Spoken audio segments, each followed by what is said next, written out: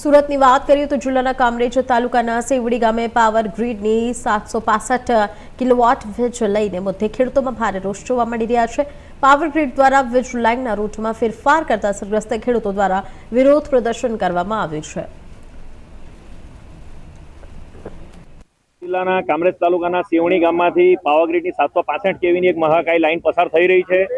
અને ગામ લોકોનો આક્ષેપ છે કે અહીંયા વગવાળા માણસો જે રાજકીય વગવાળા માણસો અને પૈસાવાળા માણસો છે એ લોકો આ એરિયામાં જમીન ખરીદી છે અને એ લોકોની જમીનમાંથી જે લાઇન જતી હતી, જે અલાઇનમેન્ટ આવતું હતું એને એ લોકોએ પાવર ગ્રીડ સાથે મેળાપીપળામાં આખું ડાયવર્ટ કરીને એક નવો જ રૂટ બનાવવામાં આવ્યો છે કે જેમાં સામાન્ય નાના ખેડૂતોના ખેતરમાંથી થાંભલો પસાર થાય છે અને એના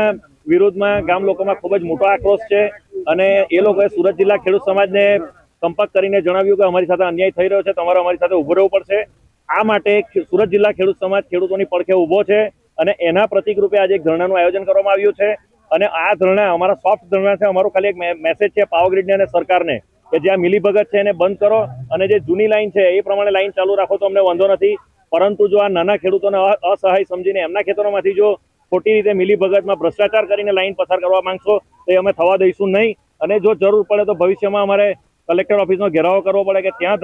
ધરણા કરવા પડે કે એનાથી પણ ઉગ્ર આંદોલન કરવા પડે તો એની અમારી તૈયારી છે।